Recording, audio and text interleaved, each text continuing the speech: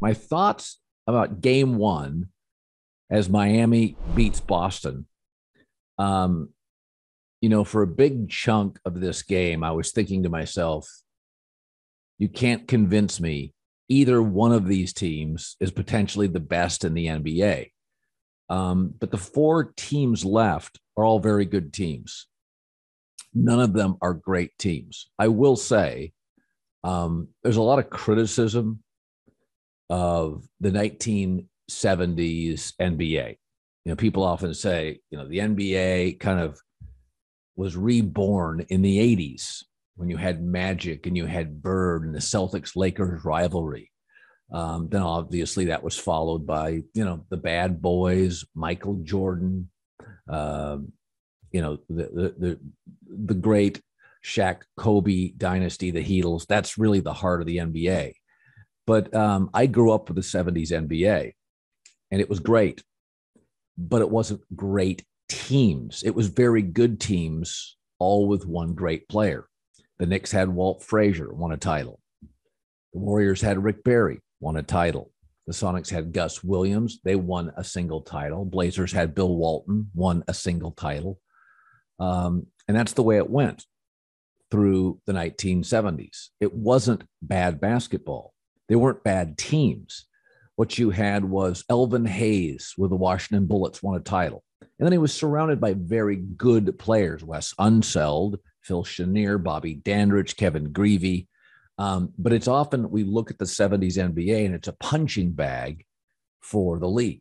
The league had some revenue issues and wasn't smartly marketed. It's hard to fathom, but when David Stern took over the NBA as commissioner, the finals were on tape delay. I think about that. The NBA finals were on tape delay when I was a kid.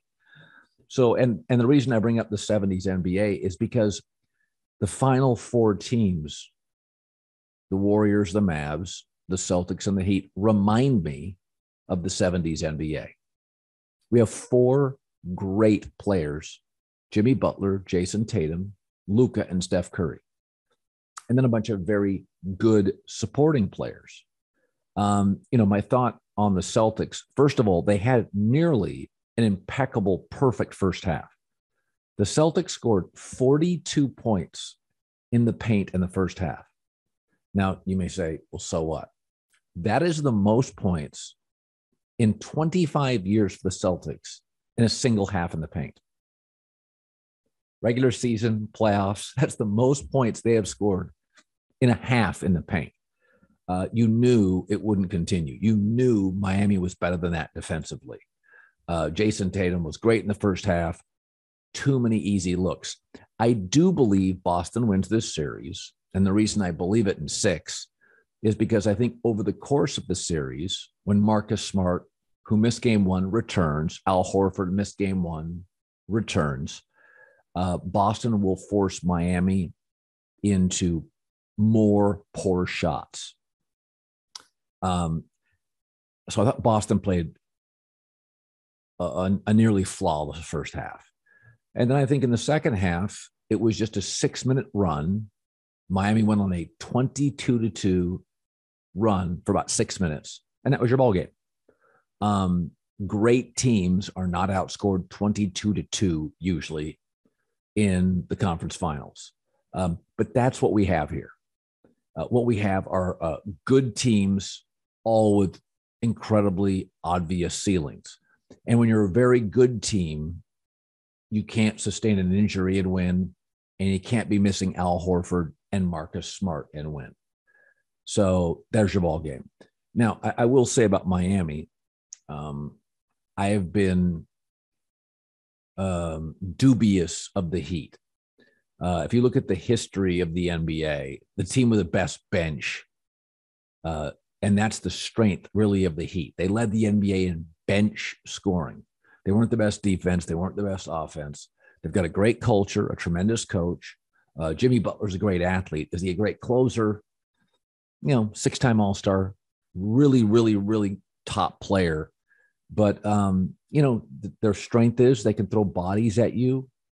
They have a rotation in which they don't lose a lot. As long as Butler's on the floor, They can play a lot of different guys, and it works.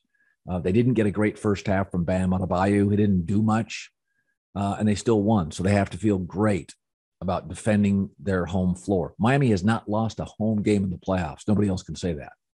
So, my takeaway is two good teams, but Boston's not good enough to be missing two of their 7 best players, Marcus Smart, Al Horford, just not. And I don't think Miami would be as well. I'll still take Boston in the series. And then I can't wait to watch the Warriors and Mavericks. I think that'll be the far more entertaining series, the more offensive-minded series. I think Luka is the single best player remaining in the NBA playoffs now that Giannis is out. But I think Boston will be fine. I said it on FS1 earlier this week. If you told me I had to consider everything about all the players in the NBA, age, can they shoot, can they defend, baggage, injury history, I had to consider everything. And then I had to pick the 3 players I wanted to start my franchise over the next decade. 1 would be Giannis, 2 would be Luka, and 3 would be Jason Tatum. He's a great free throw shooter, hit a 3, defend a 3. He's gotten better every year, tremendous work ethic, no ego, no real baggage, doesn't get hurt. So I think generally if you have the best player in the series, I like you in the series. So I'll take Boston eventually. Now, on the other side, Luka is the best player in that series, but I just think the best collection of offensive players is the Warriors, and they'll kind of figure out a way over the course of 6 or 7 games. Steph, Clay, Andrew Wiggins, Draymond Green, Jordan Poole. They'll have too many offensive weapons for the Mavericks. They also have much more playoff experience, big edge, whereas the Celtics and the Heat, both those teams have been to the playoffs very routinely, very regularly last several years. But I think the experience for the Warriors will pay off.